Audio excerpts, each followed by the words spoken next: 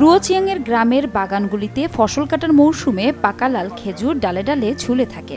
চীনে Xinjiang Uyghur স্বায়ত্তশাসিত অঞ্চলের রুয়োচিয়াং, যা কঠোর শুষ্ক মরুভূমির জন্য পরিচিত। লাল খেজুর শিল্পের এই অঞ্চলটি তার অনন্য প্রাকৃতিক সম্পদকে কাজে লাগিয়ে সমৃদ্ধির পথে দ্রুত এগিয়ে চলেছে।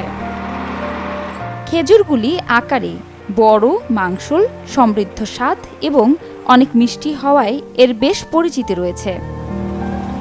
এই অঞ্চলে সবসময় রৌদ্রোজ্জ্বল দিন এবং দিন ও রাতের মধ্যে তাপমাত্রার ওঠানামা করে, আর সুস্বাদু এই খেজুরের স্বাদ অনেকটাই নির্ভর করে এই অঞ্চলের আবহাওয়ার উপর।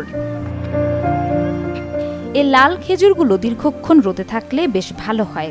এই অঞ্চলে দিনে অনেক বেশিক্ষণ আলো থাকে। দ্বিতীয়ত, তাপমাত্রার বিশাল পার্থক্য এই খেজুরের জন্য ভালো, যা তাদের গুণমান উন্নত করতে সাহায্য করে। এই খেজুরের স্বাদ অনেকটা মিষ্টি এবং একটি সুস্বাদু আফটার টেস্ট সহ এগুলো অত্যন্ত পুষ্টিকর ফল। গত বছরের তুলনায় এ বছরের ফসল প্রায় প্রতি মিউ গড়ে 100 থেকে 200 কেজি বেশি ফলন হয়েছে। আমরা আগে গম এবং ভুট্টা চাষ করতাম, কিন্তু জীবনযাপন করা সহজ ছিল না।